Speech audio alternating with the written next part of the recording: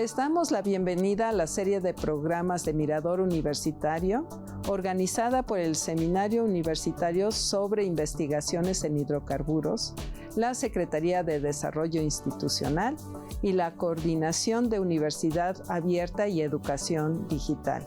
En esta ocasión, la serie que les traemos se titula Hidrocarburos, Perspectivas desde la UNAM. Este programa está constituido por 5 capítulos. En el primer programa se discute el origen de los hidrocarburos. El segundo trata sobre la importancia de los hidrocarburos como materia prima, más allá de su uso como combustibles. El tercero aborda la problemática y los retos tecnológicos alrededor de la extracción. El cuarto se enfoca en los aspectos de la transición energética y los impactos al medio ambiente. Y por último, en el quinto programa, se discuten las reservas mundiales y los aspectos económicos. Los invitamos a que nos sigan en esta serie.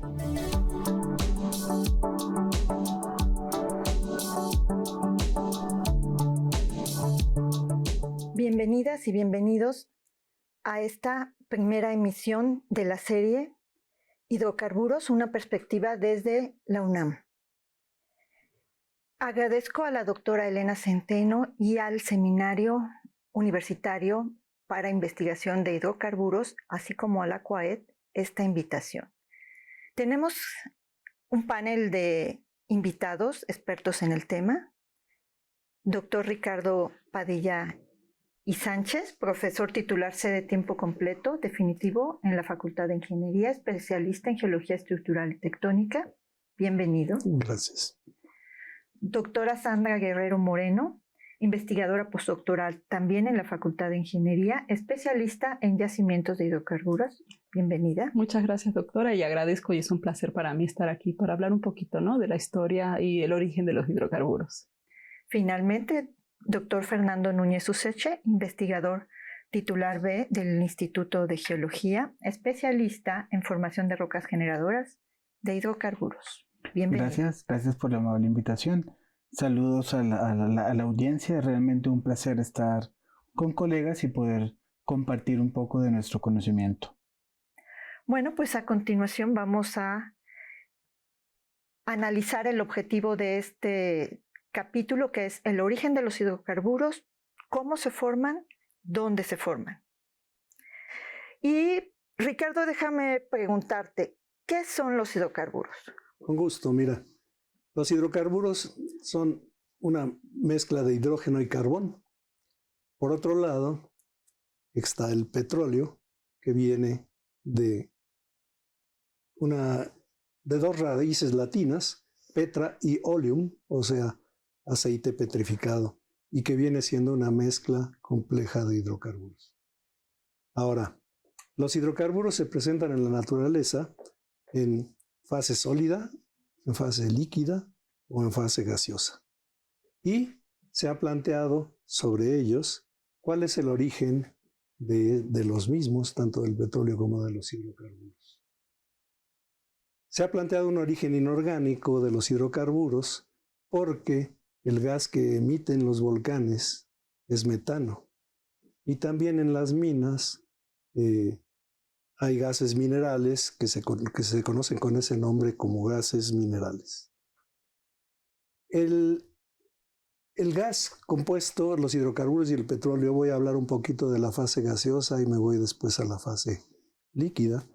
El gas compuesto solamente por metano se denomina gas seco, hay varios nombres.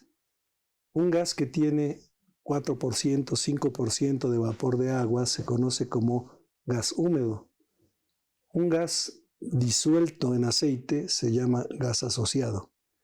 Un gas libre formado por modificación termocatalítica del petróleo a condiciones de alta temperatura del yacimiento es un gas no asociado. Cuando un gas contiene azufre, se dice que es amargo. Cuando no lo tiene, se dice que es dulce. Entonces verán que empezamos con algo muy sencillo. Decimos, bueno, hay gases, hay líquidos y hay sólidos. Voy a hablar un poquito sobre el origen. Los argumentos que favorecen un origen inorgánico de los hidrocarburos son aceptables para los gases. Pero cuando hablamos de los aceites, entonces tenemos que ir a un origen orgánico, porque necesitamos biomoléculas y necesitamos lípidos, que son principalmente grasas, aceites y ceras. Necesitamos proteínas, constituyentes principales de los tejidos animales y de las celdas de las plantas, y necesitamos carbohidratos. Ahora, los argumentos que favorecen el origen orgánico de los hidrocarburos han sido aceptados porque se ha comprobado que se pueden generar a partir de la biosfera del planeta, la cual comprende organismos animales y vegetales, continentales y marinos. Por ejemplo, ¿dónde hay abundancia de vida y de organismos en rocas marinas? Pues en las plataformas continentales. En las plataformas continentales, si uno va, por ejemplo, a Veracruz, verá que la playa es muy larga, que puede uno caminar mucho, con tirantes de agua que le llegan a la rodilla o un poquito arriba, y ahí hay muchos organismos. Si vamos a Yucatán, a Cancún, por ejemplo, vamos a caminar sobre prácticamente organismos y condiciones químicas que favorecen la vida. Entonces, en esas áreas es muy probable que se puedan generar hidrocarburos. Muchos datos interesantes y algunas cuestiones que probablemente pocas personas sabían sobre el origen de los hidrocarburos. Pero volviendo a este asunto de los hidrocarburos, ¿desde cuándo la humanidad ha usado los hidrocarburos?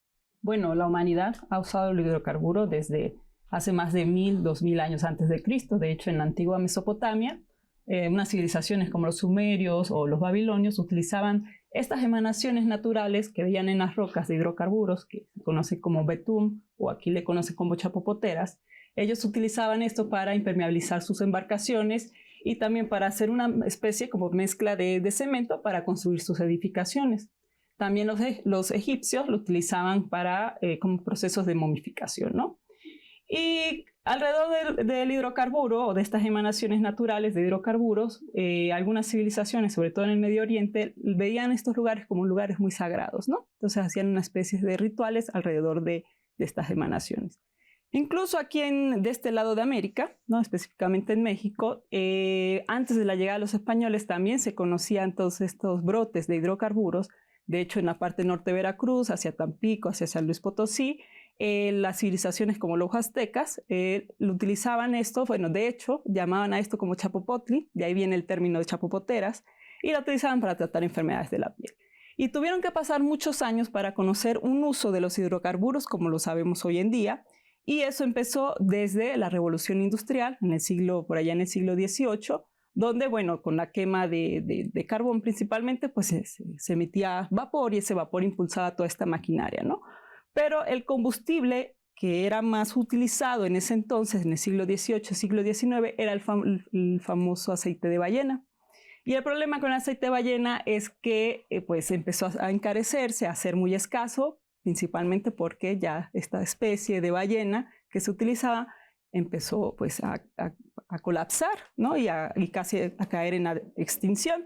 Entonces, sobre todo en Estados Unidos, muchos empresarios estaban buscando otro sustituto, ¿no? A este combustible que podría iluminar casas, calles y embarcaciones también, y empezaron a destilar el carbón y destilaban también este bitumen, ¿no? Este bitumen que emanaba de las rocas, y de allí obtuvieron un producto que era el queroseno. Y el queroseno pasó a sustituir totalmente el aceite de ballena y tenía la gran ventaja de que era mucho más barato producir, había en abundancia y ya nadie arriesgaba su vida, ¿no? A cazando ballenas, ni nos vamos a acabar ya las ballenas, ¿no?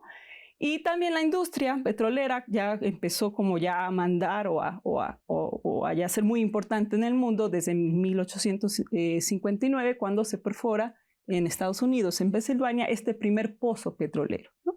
Y de ahí, pues el primer uso que tenía era principalmente el queroseno, pero la historia mundial, de la economía mundial, va a cambiar cuando a finales del siglo XIX se inventa el automóvil. Y este automóvil necesitaba un combustible, y el combustible ideal era uno de estos productos de destilación de vía del petróleo, que era la gasolina, ¿no? Que antes no se usaba, ahora ya tenía este uso, y pues hoy en día, en el siglo XX, bueno, a partir del siglo XX, pues cambió totalmente quienes mandaban en el mundo, no eran los dueños del mundo, aquellos empresarios, aquellos dueños de estas grandes industrias petroleras y automotrices, ¿no? ¿Qué otros productos usamos actualmente que vienen derivados del petróleo? Ahorita Sandra nos platicó muchos usos, pero de lo que hacemos actualmente o usamos actualmente, ¿qué viene también de los hidrocarburos? Claro, la gasolina o en general los combustibles fósiles, quizás porque los usamos a diario para hacer funcionar los medios de transporte que usamos, son quizás los productos que más asociamos con los hidrocarburos. Pero en realidad estamos rodeados en nuestro día a día de productos hechos por hidrocarburos. La gran mayoría, o por no decir casi todas las cosas que usamos, están hechas con productos derivados de hidrocarburos. El plástico, por ejemplo, ¿no? En ese estudio de televisión, parte de las cámaras, de los micrófonos, cables, sillas, están hechos de plástico. Pero aún así, sacando los plásticos de la ecuación, quedan muchos otros productos. La pasta de dientes, por ejemplo, que lleva saborizantes, lleva humectantes. En la cocina, por ejemplo, se usa para la fabricación del teflón. Esta sustancia que se usa para recubrir los sartenes para que el alimento no se pegue.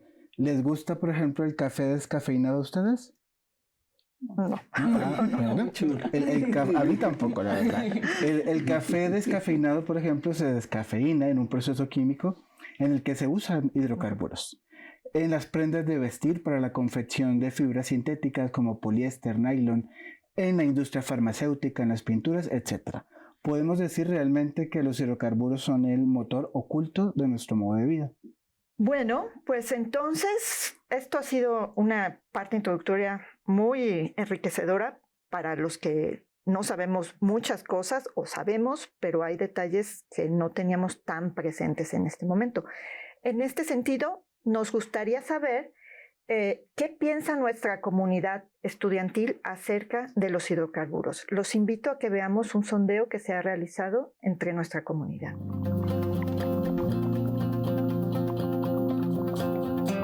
¿Sabes qué es un hidrocarburo? Sí, obviamente. Bueno, los hidrocarburos es una sustancia líquida que existe derivada del petróleo y que es flamable, cualquier hidrocarburo. Sí, un hidrocarburo es un compuesto que puede ser líquido, sólido, gaseoso y está compuesto principalmente por hidrógeno y carburo y bueno, es un material muy necesario para nuestra vida en la actualidad. Sí, pues un hidrocarburo básicamente es los hidrocarburos pues abarcan todos los componentes orgánicos, ¿no? Son aquellos compuestos químicos formados básicamente por cadenas de carbono que pues al ser tetravalentes tienen la capacidad de formar 4 enlaces y la mayoría de ellos pues los hace con hidrógeno, de ahí pues un carbono hidrolizado, hidrocarburo. Pues a detalle no sabré decirte, o sea, al menos no en el ámbito así como que de químico, de ingeniería, pero diría que un hidrocarburo es un recurso necesario para el progreso de un país, en este caso para México. Es un compuesto que se conforma de carbonos y hidrógenos.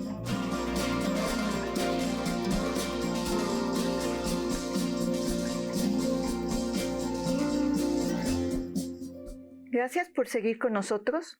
Ha sido muy interesante ver lo que piensan nuestros estudiantes acerca de los hidrocarburos. Tienen mucha curiosidad, pero también sienten muchas dudas. Entonces, vamos a continuar en esta sección viendo cuál es el origen de estos hidrocarburos, cómo se forman. Fernando, ¿cuál es el ingrediente principal para hacer hidrocarburos? Claro, la receta inicia con un material muy sencillo: restos de seres vivos. Necesitamos que estos materiales se acumulen en sedimentos, usualmente sedimentos que tienen encima un tirante de agua. Esto puede ocurrir en las zonas continentales, por ejemplo en lagos, pero más comúnmente sucede y de forma mucho mayor cuando son sedimentos marinos que están acumulados en el océano. La materia orgánica de la que les estoy hablando puede ser de origen continental. En este caso me refiero a restos de plantas, troncos, maderas, hojas, o también puede ser de origen acuático, por ejemplo, de origen marino. En este caso me estaría refiriendo al fitoplancton. El fitoplancton son algas acuáticas de tamaño microscópico. Necesitamos entonces que estos materiales se acumulen en esos sedimentos y una vez que están acumulados allí, que logren preservarse, es decir, que no se degraden, que no se descompongan. Es por tanto el balance entre qué tanto material se produce y qué tanto material se conserva. La cantidad de material que se produce va a depender, por ejemplo, en el continente, de las condiciones climáticas. Si el clima es un clima húmedo con mucha disponibilidad de agua, esto va a producir un bosque frondoso con enormes árboles y todo este material orgánico tiene el chance o el potencial de ser arrastrado posteriormente hacia los sedimentos. Si en el caso de la materia orgánica marina, por ejemplo, depende principalmente de la disponibilidad de nutrientes que existen en la masa de agua superficial. Estos van a determinar qué tan activo va a ser el fitoplancton al producirse. Y por el otro lado, la preservación de ellos va a estar principalmente asociada con las condiciones de oxigenación. Usualmente una disponibilidad baja de oxígeno, es decir, condiciones anóxicas, van a favorecer que la materia orgánica se preserve en ese sedimento. Muy bien, Fernando nos ha platicado del ingrediente principal. Nos dice que se va a encontrar entre los sedimentos, pero ahora, ¿cómo le hacemos para que esa materia orgánica se convierta en hidrocarburos? Bueno, tal cual como una receta de cocina, ¿no? Como comentabas, el primer ingrediente es la materia orgánica. Ahora tenemos que cocer esa materia orgánica, ¿no? Subirle la temperatura para generar hidrocarburos. ¿Y cómo va a pasar esto? Bueno, esta materia orgánica se va a acumular, ¿no? En estos ambientes anóxicos, carentes de oxígeno, y ahí sí van a empezar a actuar sobre esta materia orgánica una serie de bacterias que son capaces de vivir en estos ambientes sin oxígenos, y ellas van a degradar parte de esa materia orgánica, sobre todo los compuestos más simples, ¿no? Como azúcares, aminoácidos, y de allí, de esa degradación, se origina el gas biogénico metano, ¿no? La otra parte que las bacterias no pueden degradar se convierte en lípidos, que son grasas o lignina, que es como parte de la estructura, ¿no? de las plantas. Entonces, este residuo muy rico en carbono va aparte de que también se va acumulando materia orgánica sobre este residuo, incluso sedimento, más arcillas, lodos encima, va a compactar este depósito rico en materia orgánica y lo va a litificar. Y en ese proceso se va a formar una roca rica en materia orgánica que en el campo petrolero se conoce como la roca generadora de hidrocarburos. Y esta roca generadora tiene este residuo muy rico en lípidos y en lignina, y eso con el aumento de la temperatura y la presión va a formar querógeno. Pero el querógeno no es hidrocarburo todavía. El querógeno, para que forme hidrocarburo, necesita la cocción, ¿no? Y ahí es donde interviene que cada vez que se va profundizando este depósito, porque tiene una carga de materia orgánica y sedimento, con ese aumento de profundidad va a aumentar la temperatura, va a aumentar la presión, y entonces ese querógeno se va a cocinar, pero va a pasar muchos millones de años para que pueda generar hidrocarburo. Y para que genere hidrocarburo tiene que alcanzar un rango de temperatura que va entre los 60 y 120 grados centígrados, que se conoce en el campo petrolero como la ventana del petróleo, ¿no? Entonces estas moléculas del querógeno se rompen y formarán el petróleo líquido, crudo, como se conoce, pero si aumenta aún más la temperatura y sobrepasa esos 120 grados centígrados, va a entrar a lo que se conoce como la ventana del gas, y allí se va a formar gas metano, etano y propano, ¿no? Entonces, en nuestra receta, ¿qué necesitamos? La materia orgánica, un ambiente anóxico, estas bacterias que van a generar este gas metano de origen biogénico, que comparado con los yacimientos que podrían formar este gas o esta materia orgánica que se cocina de los lípidos y la lignina, pues no es nada. que ahí es donde se genera mucho más, ¿no? De las grasas y estas moléculas más complejas ricas en carbono. Una vez que se forma ya nuestra roca generadora y se forma el hidrocarburo, bien sea líquido o gas, va a querer migrar, ¿no? Entonces ya estamos viendo que ingrediente principal, materia orgánica, receta de cocina, aumentamos la temperatura y después de ciertos procesos se genera el hidrocarburo. Ahora la pregunta es, ¿por qué no tenemos yacimientos de hidrocarburos en todos lados si los ingredientes se encuentran en todos lados?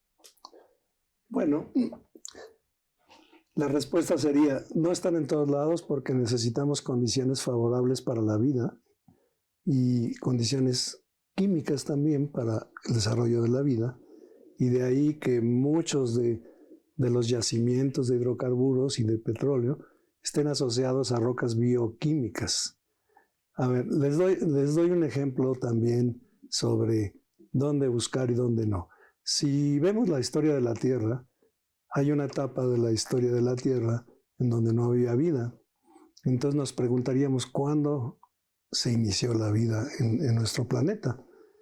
Y esa sería una primera condición que habría que respetar, ¿no?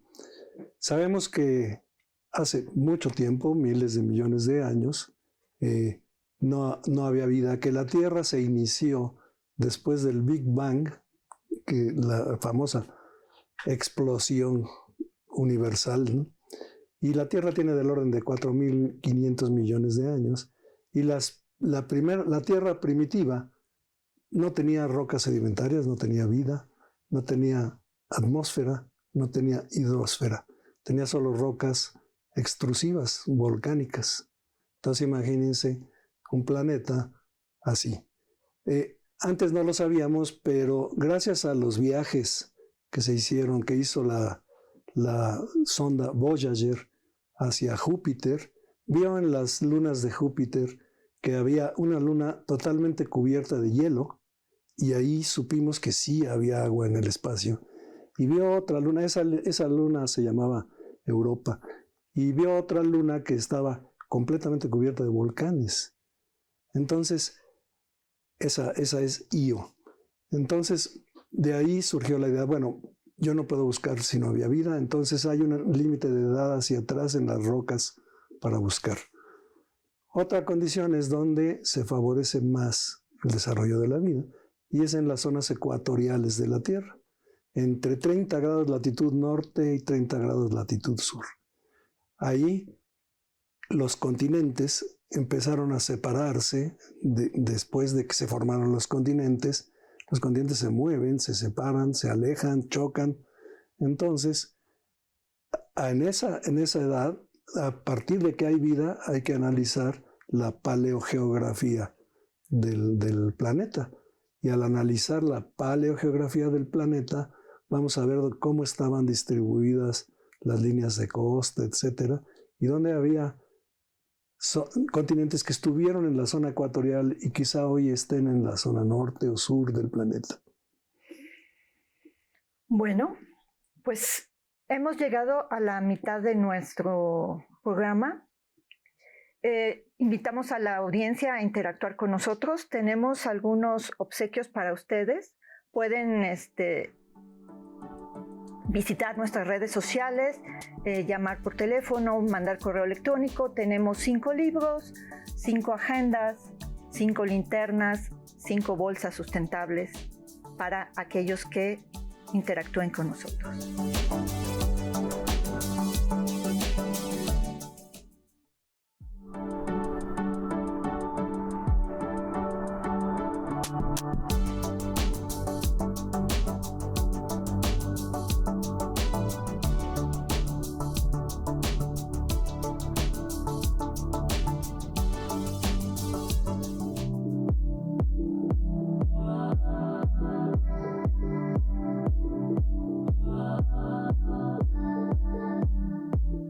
Las rocas en las que la materia orgánica procedentes principalmente de plantas y algas acuáticas se acumula y posteriormente se transforma a hidrocarburos. Por efecto de la presión y la temperatura se denominan rocas generadoras.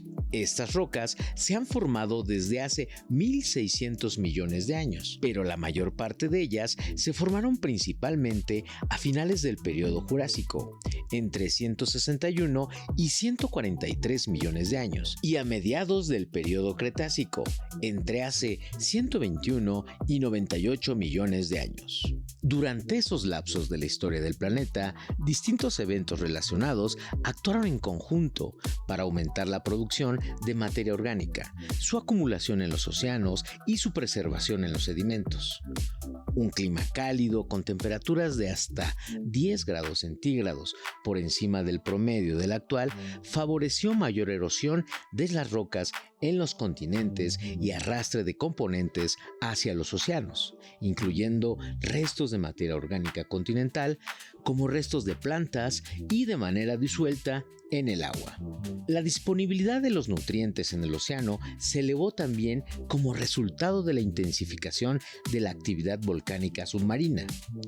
Una vez en el océano, los nutrientes contribuyeron a la producción de materia orgánica, al estimular el crecimiento de algas microscópicas, cuyos restos, una vez muertas, se acumularon en los sedimentos del fondo. El aumento de la temperatura del océano disminuyó su concentración de oxígeno disuelto, lo que conllevó al desarrollo de fondos marinos empobrecidos del mismo, propicios para la preservación de la materia orgánica. El agotamiento de oxígeno en el océano fue causado también por su consumo para oxidar la materia orgánica marina producida en exceso gracias al aumento de nutrientes. Al mismo tiempo, aumentos globales del nivel del mar reforzaron este escenario al causar la expansión de masas de agua empobrecidas en oxígeno y la creación de cuencas marinas con poca circulación de corrientes.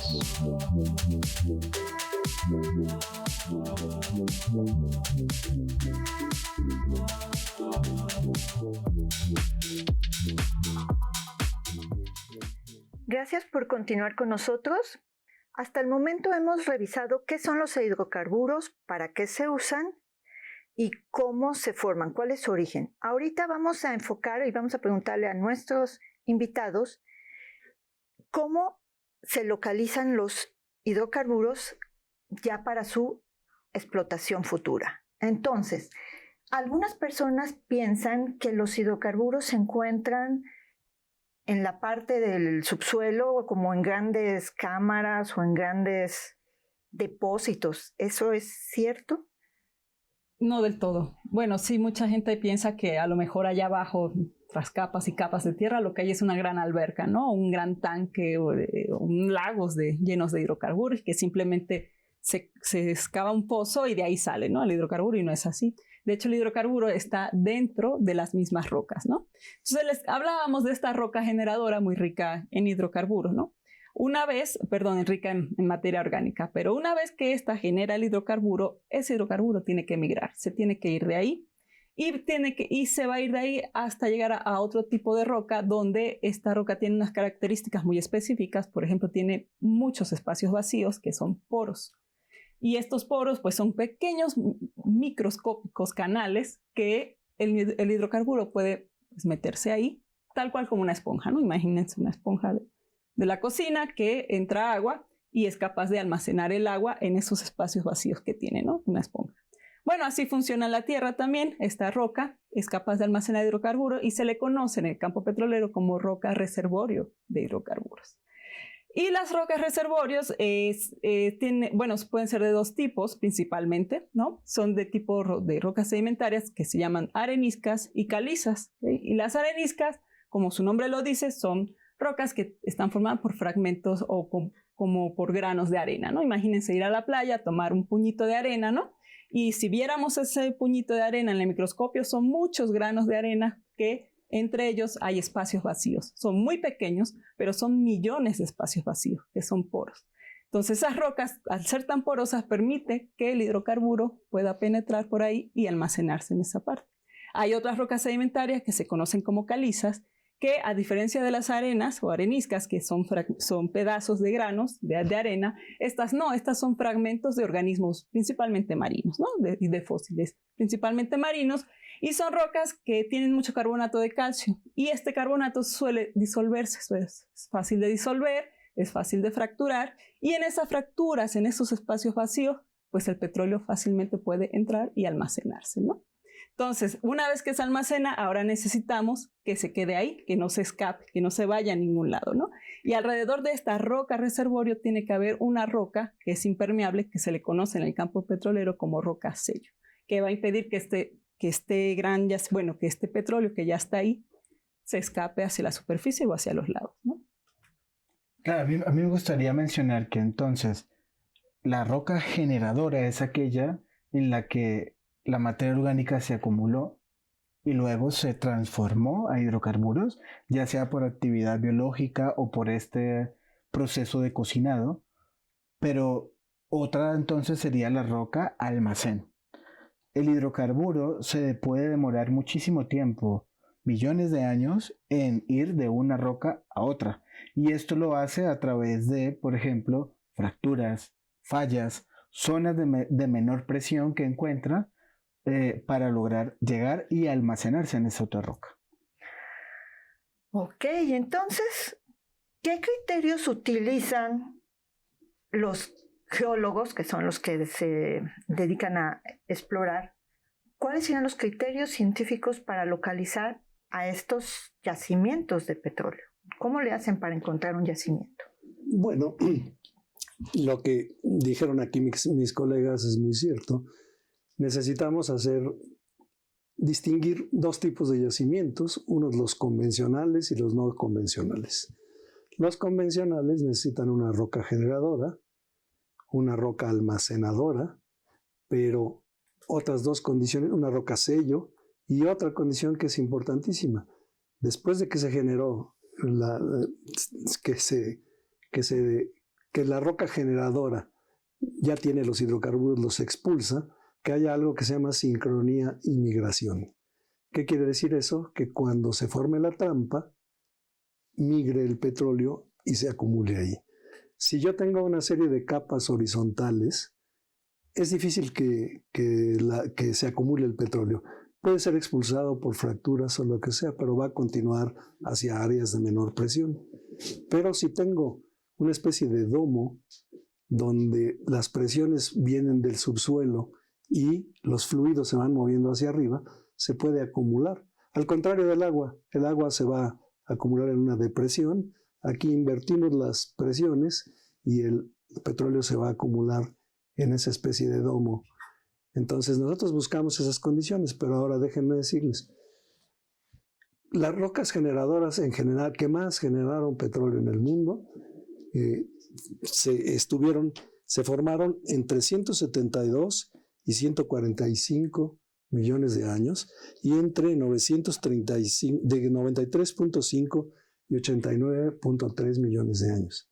Fíjense qué diferente lapso de tiempo. Las primeras que les dije emplearon 28.5 millones, 28,5 millones de años para que se sedimentara la roca generadora. La otra empleó 4.2 millones de años. Después de eso necesito además entonces empezar a formar la trampa, que haya una sincronía entre la formación de la trampa y la migración de la roca generador. Y les doy un ejemplo. Por ejemplo, en el Turoniano, que es una de las ciudades jóvenes de Norteamérica, había una plataforma somera que venía desde Canadá hasta México, hasta el Golfo de México. Y en Sudamérica ocupaba mucho de Colombia, Venezuela, parte de Ecuador, Perú. Ya no les hablo de la parte africana y asiática, porque allá también había extensísimas plataformas. Fue cuando se generó esa roca generadora. Eso es con respecto al sistema petrolero, así se llama. Ahora, los no convencionales, ¿qué buscan? Solo la roca generadora, probablemente horizontal, y por eso es que en Estados Unidos, casi atravesando todo Estados Unidos, Canadá y aquí en México las condiciones geológicas son diferentes. Por eso es que hay tanta explotación de petróleo por el fracking.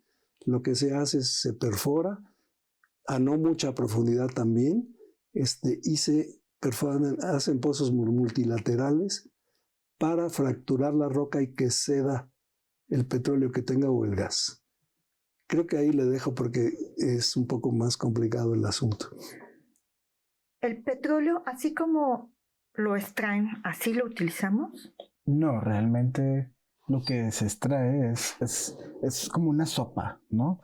Que tiene muchísimos ingredientes que no se puede usar directamente para ir a ponerle directamente a un coche, ni tampoco directamente para usarlo en la industria y fabricar los múltiples productos que usamos a diario. Normalmente esa sustancia tiene que refinarse, tiene que adicionarse para así poder usarlo. Este proceso normalmente ocurre en las refinerías, ¿no? Y lo más común es que a través de un calentamiento se vaya separando en componentes individuales, desde los más ligeros hasta los componentes más pesados, como por ejemplo el asfalto. Esto es supremamente necesario. ¿Por qué? Porque esa sopa inicial puede traer impurezas, puede traer contaminantes que son malos para la salud, malos para el ambiente, pero también pueden ser dañinos en los procesos industriales en los que se usan. Muchas veces también es necesario mezclarlos con otras sustancias con el objetivo de hacerlos más estables, con el objetivo de variar sus propiedades físico-químicas para que sea más eficiente el uso de estos hidrocarburos en la industria. Un ejemplo muy sencillo, la gasolina. ¿Les ha pasado a veces que cuando quieren encender el auto hay como que pequeño movimiento? ¿Por qué creen que es eso? Está sucia. Pues sí. Tiene impurezas. Exactamente. Poco de agua, quizás. La gasolina se tiene que tratar químicamente para eliminar, por ejemplo, partículas, que es lo que pueden causar ese efecto en el motor de un coche, para, por ejemplo, eliminarle el azufre, ¿sí? Porque es un contaminante muy grande y que además puede causar corrosión y daño al motor. Pues sí, tendríamos todas esas cuestiones. Vamos a ampliar nuestro conocimiento de lo que es estos procesos a través de una entrevista que realizamos a una de nuestras geólogas participantes.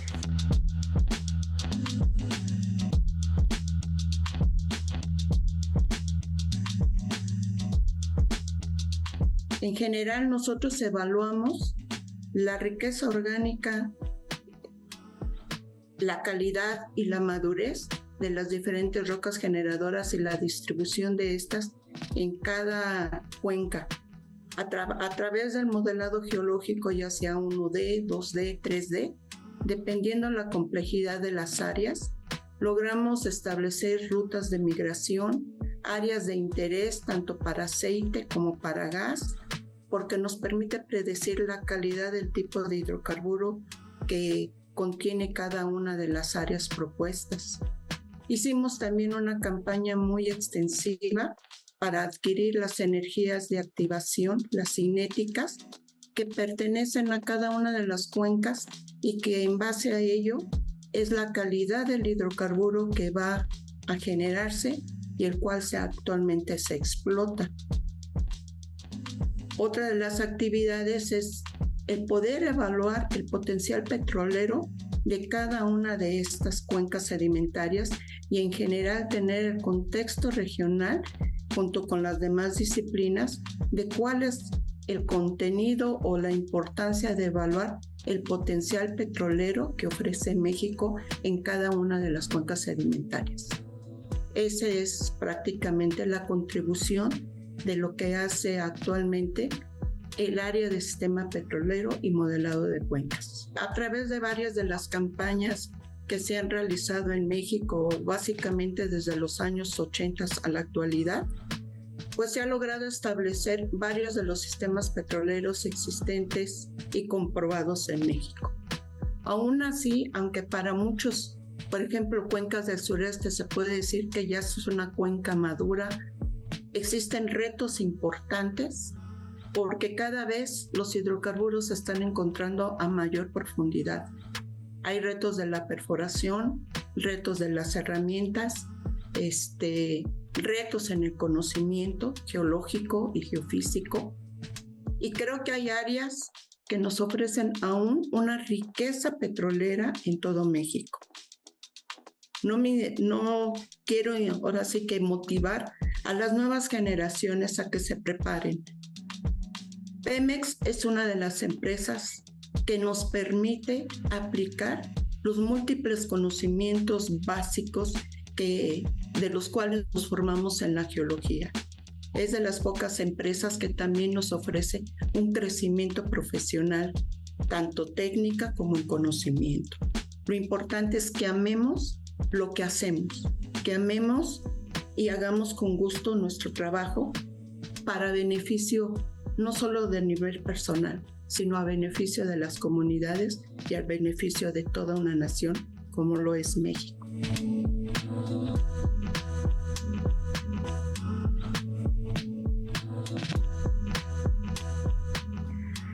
Bueno, cerramos el programa con una mirada al contexto nacional.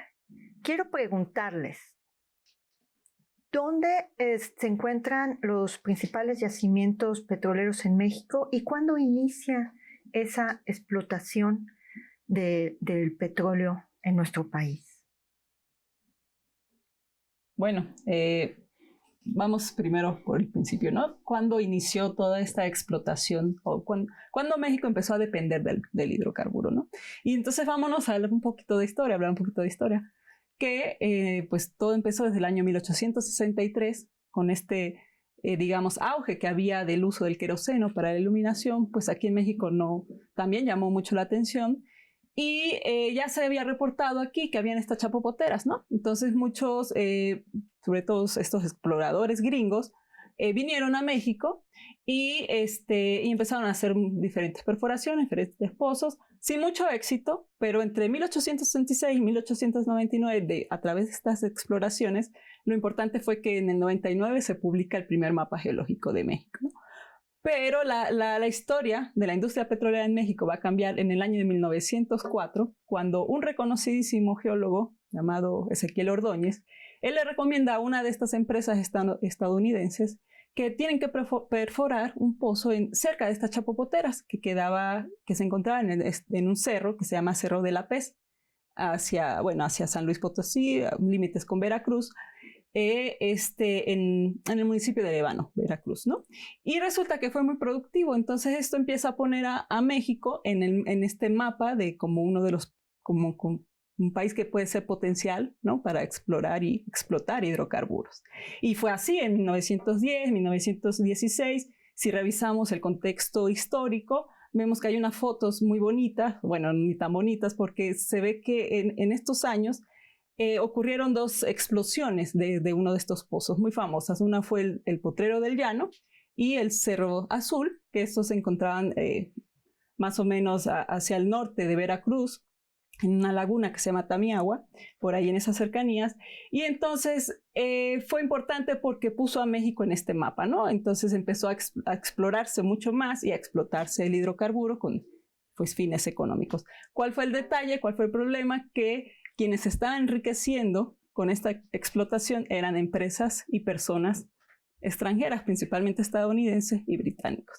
Y la historia va a cambiar el 18 de marzo de 1938, cuando el presidente Lázaro Cárdenas decide nacionalizar la industria petrolera y ahí nace Pemex. Y ahora Pemex es el que va a manejar y se va a encargar de la exploración, explotación y la venta del hidrocarburo, y entonces el petróleo ahora sí es de los mexicanos, ¿no?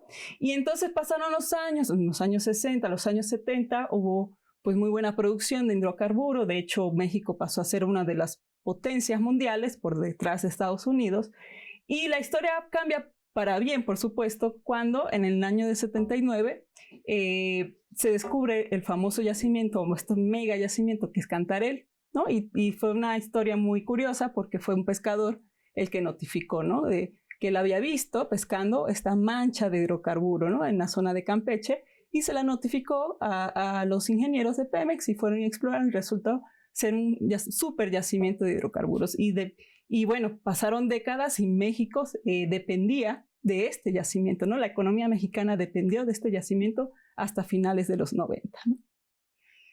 ¿Dónde se encuentran entonces actualmente los principales yacimientos petroleros de México? En México, fundamentalmente, a lo largo de la costa del Golfo de México, fundamentalmente.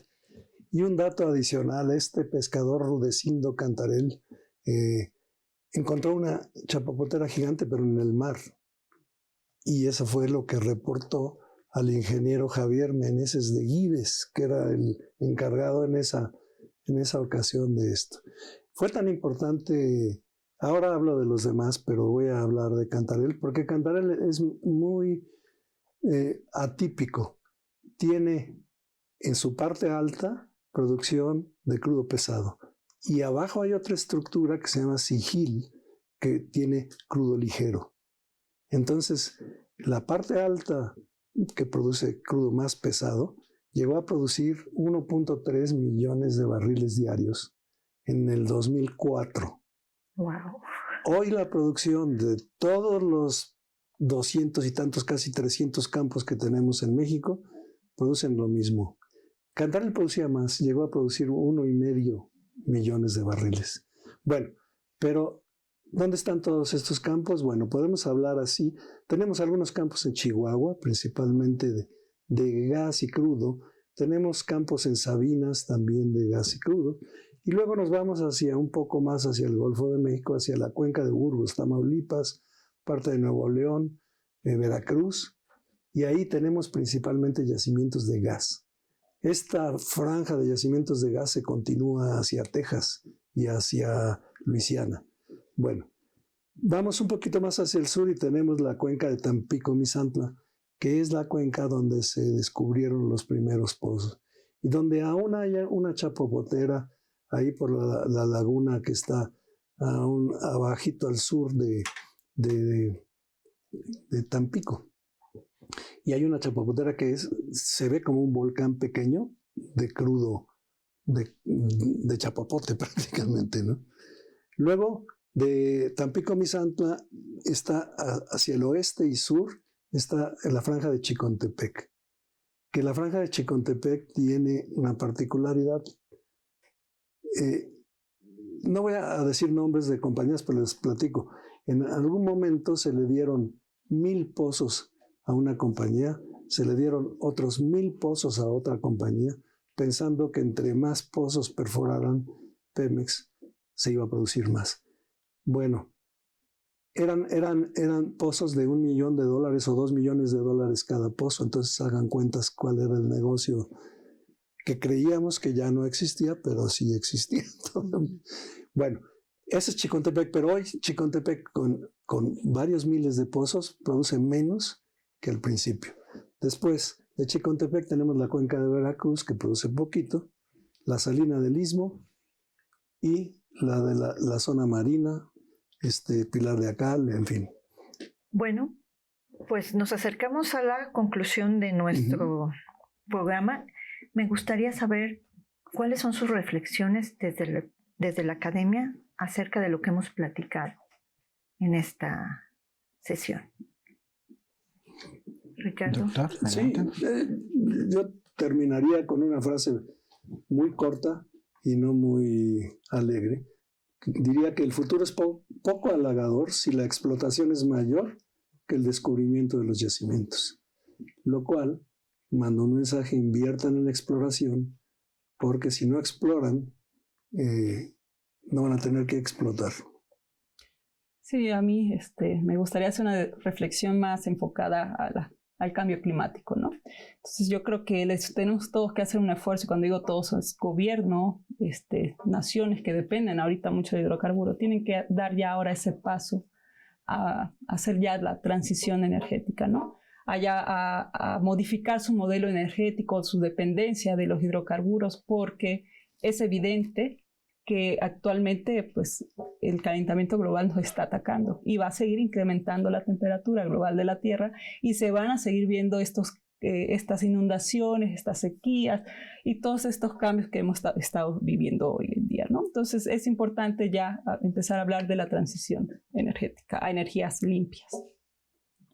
Los hidrocarburos son más que gasolina, son más que plástico, sostienen nuestro modo de vida actual, como lo vimos, lo hemos revisado a lo largo de este programa. Se forman con la vida misma, ¿no? Vida misma que se acumula en las rocas, en los sedimentos y luego se transforma a hidrocarburo. Creo que desde la UNAM nuestra misión como la Universidad Nacional es contribuir a conocer mejor los procesos de formación de hidrocarburos, conocer mejor nuestras rocas que producen hidrocarburos, pero también creo que tenemos una misión muy importante en formar estudiantes, formar profesionales con un pensamiento crítico que vengan a poder cumplir con los desafíos que nos esperan en el futuro como humanidad, que contribuyan realmente a esta transición energética ordenada que nos va a llevar todavía algunas décadas.